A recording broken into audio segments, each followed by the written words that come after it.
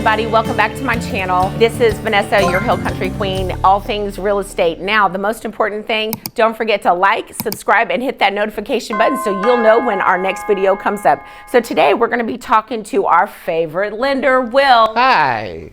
All right, so we've got some topics that are of major importance and major changes in the universe of loans and buying a home. Like, this is big stuff, guys. Yes, very big stuff. And I think I can honestly say that when they make these announcements, it's going to be, I'm pretty sure some of the people that have been in the business for over 20 years or anything else, like the floodgates are going to open up. That's, I think it's a good thing, but it's an opportunity for a different mindset and different changes in the mortgage industry. Huge. Okay, so I'm here about different mindsets. I tell my clients all the time because it's about education. It's not about just buy a house and go live in your house and have a great life.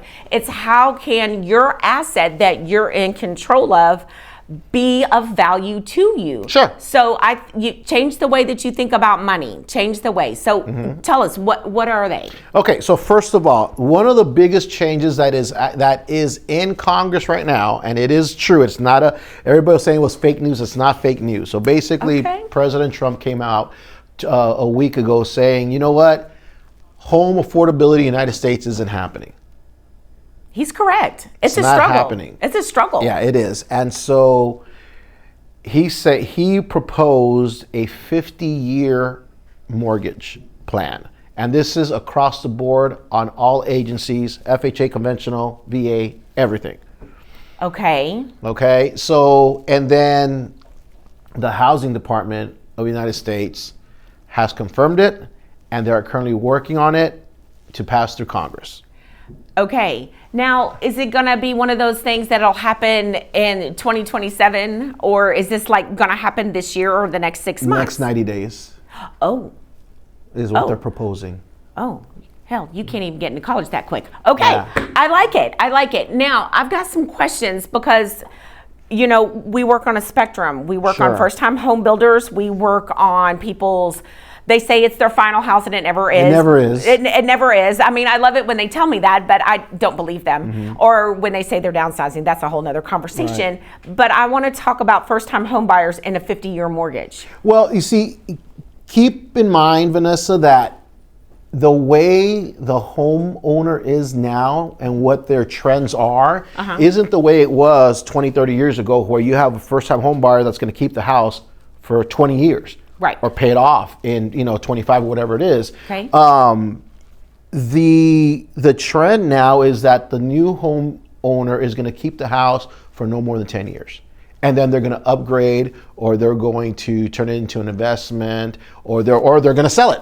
You know what I mean? And so a lot of the argument right now is, oh my gosh, on a 50-year mortgage, with the amortization on that for the 50 years versus 30 years, you're going to add another $300,000 to it at the end, which is true. Okay. Taking consideration interest rate, APR, and all that good stuff. But in turn, the likelihood of a first-time home buyer keeping the property for more than 10 years is less than 20%.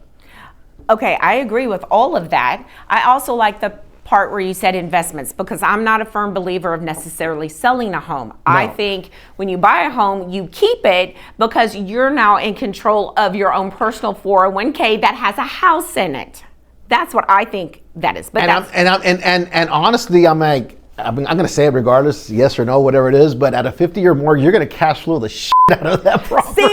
See, that's what's important. Why would You're going to cash flow it. Why are we selling? We hold homes. I want to be the Rockefeller. The Rockefellers knew what they were doing. The Vanderbilts knew what they were doing. They bought it, they held it, and then they just collected rent from everybody. Hey, The Gilded Age, did you see that show? It's legit. I'm totally, I'm just like, you people are robber barons. I want to be the robber baron of real estate. I'm not going to lie, robber baron of real estate. There you go. So our first-time home buyers, because the most important thing is I think they don't have the education to know what's going on. And I feel obligated, and I feel it's important that we make sure we explain it to them. So we should teach them, is what I'm saying. What I'm hearing for sure. is that you buy the home with, will it still be 3.5% down with FHA? Yes. Will it still be 0% down on your first home with VA? Yes. As we remember, we learned that from Will in the past.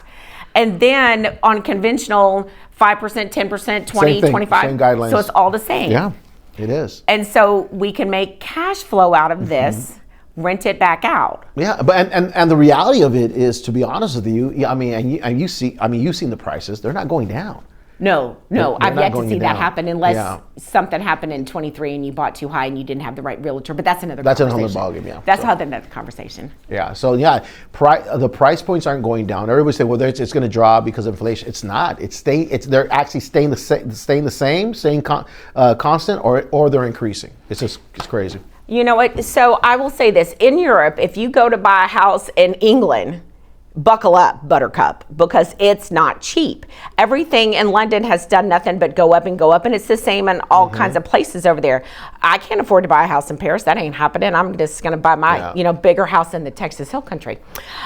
So if you look at the trends of the world, it's not getting cheaper. It's just getting more expensive. So it's not going to. I mean, That's all over the United. I mean, that's all over the world, basically. It's not getting cheaper. That's not.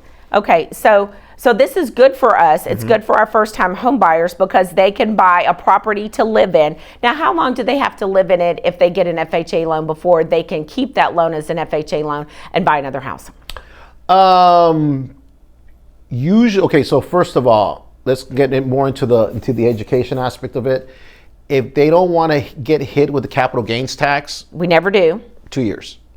Excellent. Primary residence, 2 years. Okay.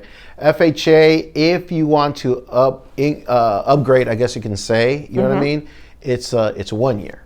Now, that's if circumstances of their families have changed. Like mom and dad bought a house and now they have not one baby, but two babies. 2 babies, yes. So now they need a bigger home. So They that can would document all that stuff, yes. So circumstances have changed. Absolutely. Mother-in-law wants to move in. Oh my God.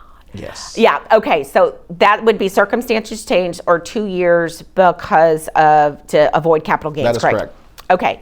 So that's on FHA. What about a VA? They come into town. They're supposed to be here for 4 years, and all of a sudden they're out here in 90 days. Yeah. They ain't got no choice. They're fine. So we fine. we can keep it as a rental property, or we can keep it as their primary, or rental or sell. Not that we would make any money on that. That'd be tough. Yeah. That'd be real tough. Okay. And then on conventional, it doesn't matter. Doesn't matter. Doesn't matter. Okay, so that's all good for that. Now, what about, when I heard about the 50-year mortgage, I'm thinking about my people who buy homes in the Texas Hill Country that are $1.5 million. Now, they were already preparing for a 30-year mortgage, and they were preparing for 6% or 7%, and they can buy down their So rate. your monthly payment on that would probably be approximately $8,900 to $9,300, including PITI, which is principal, interest, taxes, and insurance. Now you're looking at a monthly payment about $75,000 to $7,000. So we're saving some money. Yeah. So now they can buy a little bit more house if they wanted to. Absolutely. Not that I want anybody to go beyond their means, but Right. you can get a little bit more bang for your buck if that's what you want to do. I want to do what you want to do, but we need to make sure that we have all of the educational rules about that. Correct. Okay. Well, that's good because, like you said, prices are going up.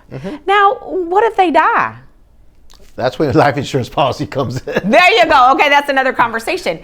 But are they still going to approve people on a 50-year mortgage if they're 65? You have to. There's no you can't discriminate against age. Okay. Well, we are living longer. We are. We are living longer, so there is that. So I was concerned about that. Now, what happens if they buy at 60, they're 75, and someone passes on? Can a member of the family pick that up and continue to live there on the property? I think keep in mind, like if it is a government loan, well, every government loan is assumable. Okay. So there's an option there. Okay. That's important because people are going to ask these questions. Of course. And I want to have good answers for them. Of course. And if it's a conventional loan, will they let someone assume it or? No, not in a conventional, only on government.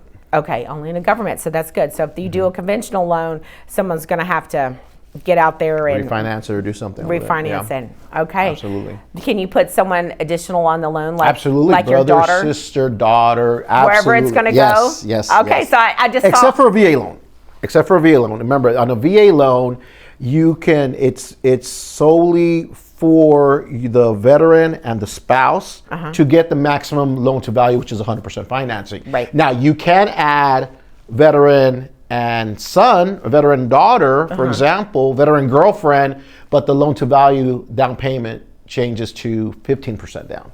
Oh, that's kind of steep. Yeah, but then you might as well go FHA at that is point, it possible? right? Absolutely. Okay, so what I've learned here is that if I take out a 50-year mortgage and I do a government loan, it's assumable. If I take out a 50-year mortgage that's conventional and I want to make sure it can be passed on to my children, I just add Betty Sue on there. Yep. And then it just keeps on rolling. There you go. All right, this 50-year mortgage thing is really looking pretty hot. Not bad. Okay, I'm liking it. So the 50-year mortgage is a good thing. Yes. Now, I think it is. I mean, it opens up. It's a different ballgame at this point because, unfortunately, even in our culture, basically, you have 2 or 3 families living together in one house because they can't afford to live anywhere else. And it doesn't make sense. You have son 1 that was renting for $1,400 a month. You have daughter 2 renting for $1,200. And then you have mom and dad, renting as well. That's almost $4,000. that's a lot of money. That's a lot of money. That's equivalent to a $600,000 house. It is. And all they want to do is buy a $300,000 house, 4 bedroom, 3 bath. And at this point, a lot of times, a lot of families are what do you call it?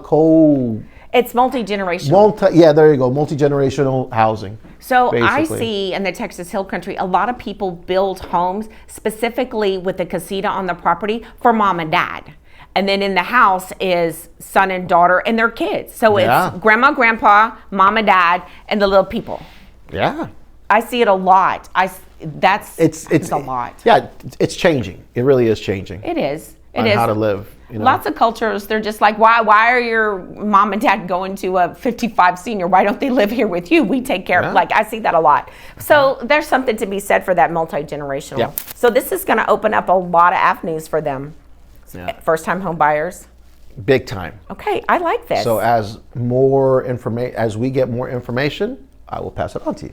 All right, I love all of this. All right. As always, thank you everybody for tuning in here to the Texas Hill Country Queen. That is I, my favorite lender, Will. Again, don't forget to like and subscribe and turn on those notifications so you know when we're talking about all the hot things that are happening out here in the Texas Hill Country. All right, everybody, as always, I hope to see you around town. She good. She really good. I've been training. I've been in training. I've been in training. Cool. Yeah. So now I'll record to get you guys going because that was the warm up. Okay, camera's hot. Go. Nobody. Did you see that? Oh yeah. Did you see that? She's about to cuss you out. You were about to.